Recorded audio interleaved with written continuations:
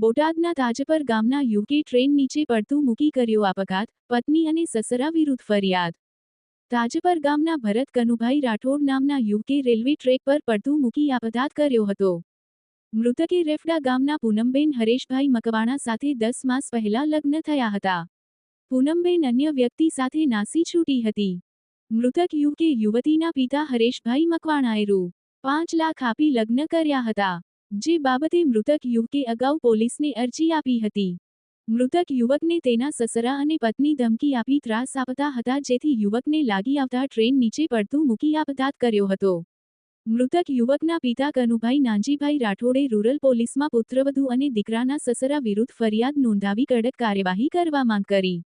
પોલીસે રેફડા ગામના હરેશભાઈ કરશનભાઈ મકવાણા અને પૂનમબેન હરેશભાઈ મકવાણા વિરુદ્ધ કલમ 1,08,351, 354 મુજબ કલમ હેઠળ ગુનો નોંધી વધુ તપાસ હાથ ધરી। રવિપુલ લુહાર, ન્યૂઝ 14 બોટાદ।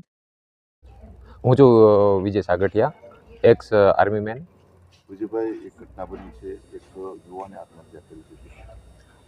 યુવાનોની માહિતી મળવા સર કે વ્યક્તિઓના મુખ્ય ચર્ચાઓ ચાલી રહી છે અત્યારે કે કોઈ એવો શખ્સ કે જેને મેરેજ કરાવરાયા હતા 5 લાખ રૂપિયા લઈને, ત્યારબાદ મેરેજ કર્યા 5 લાખ લઈને, ત્યારબાદ છોકરીને અહીંયા ઘરે લઈને આવ્યા, થોડાક દિવસ રહ્યા, ત્યારબાદ છોકરી 10 દિવસ રહ્યા પછી છોકરી પાછી પરત એના ઘરે જતી રહી અને ઘરે ત્યાં ગયા છોકરી માટે કે છોકરી ઘરે પાછી આવતી રહી છે તો એને પાછી મોકલો।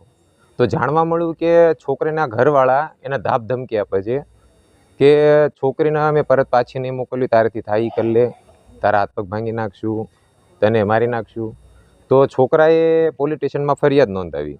ફરિયાદના આધારે પોલીસની કાર્યવાહી મુજબ છોકરીને હાજર કરી અને છોકરાને સોંપી દીધી। છોકરાને સોંપી ત્યારબાદ 10 દિવસ છોકરી રહી, ત્યારબાદ પાછી જતી રહી એના ઘરે। પાછી જતી રહી 10 દિવસ પછી તો છોકરો તેના ઘરે ગયો અને જાણવા મળ્યું કે કોઈ બીજા અજાણા શખ્સો સાથે એના લગ્ન કરી દેવાયા છે। છોકરાએ એનો ઓબ્જેક્શન ઉપાડ્યો કે ભાઈ, મારી સાથે લગ્ન થયા છે ને મારી સાથે 5 લાખ રૂપિયા લીધા છે અને ધામધૂમથી તમે લગ્ન કરાયા છે, તો બીજા અજાણા શખ્સ ભેગું તમે લગ્ન શું લેવા કરાયા? તો એ લોકોએ એવું કીધું કે હવે કાંઈ બોલીશ તો તને મારી નાખવામાં આવશે, તારા હાથ પગ ભાંગી દેવામાં આવશે। છોકરાએ આ આપઘાત લાગતા અને પૈસા ગુમાવતા પોતાને મોતને ભેટવાનું પસંદ કર્યું। એટલે જે આ ઘટના બની છે, મારું નામ ઈશ્વરભાઈ ગીગાભાઈ। શું ઘટના શું બની છે?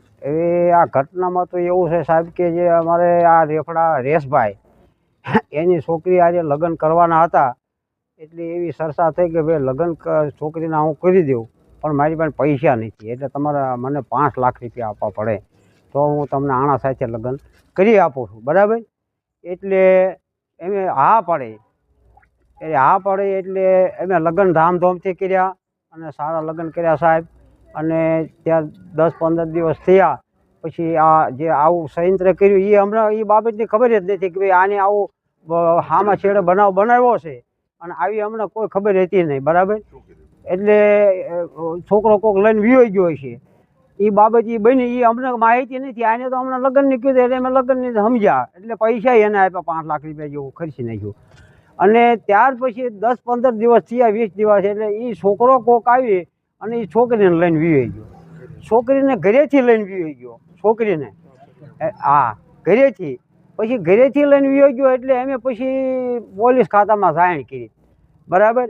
આમ મેસેજ મળ્યા પણ અમે અમારી સમાજ રીતે વાવડ દીધા, પણ કાંઈ અમારા હાથમાં આવ્યું નહીં, એટલે અમે પોલીસ થાણામાં ફરિયાદ નોંધાવી એટલે 10-12 દિવસ થયા એટલે અહીંયા બોટાદ એને હાજર કરી અને લખાણ કર્યું, એનું કમ્પ્લેટ કરી અને એના મા બાપ આવ્યા, એના મામા પક્ષના આવ્યા અને એ છોકરીને પાછી એ સોંપી દીધી, બરાબર? પછી પાછી સોંપી દીધા કે પછી છોકરી મારા છોકરાને બોલાવી વાતચીત કરી અને 2 અઠવાડિયું 15 દી થયું એટલે વળી પાછી એ છોકરા હારે ભાગી ગઈ અને ત્યાંથી પછી બધા મેસેજ આવવા મળ્યા, બરાબર? પછી અમે આ ભાઈને સમજાવતી રીતે ગયા, અમારા ગામડા બધા 8 ગામ કહેવાય, એ 8 ગામનું અમે સંગઠન ભેગું કરી અને એનો કાયદાસર અમારો છોકરો આ પગલું ભર્યું કે નહીં, એ ન ભરાય એના કારણે અમે 8 ગામ હુંડો કહેવાય એ ભેગો કર્યો અને તે છતાંય આ માણસે અમને એનો જવાબ ન આપ્યો કે અત્યાર સુધી કોઈ પણ અમને જવાબ ન આપ્યો અને અમારો છોકરો આ કારણથી ગુમાઈ ગયેલો છે સાહેબ. એટલે આના માટે પાકે કાર્યવિધિ કરવી મારી એ તમને પરીક્ષા છે સાહેબ.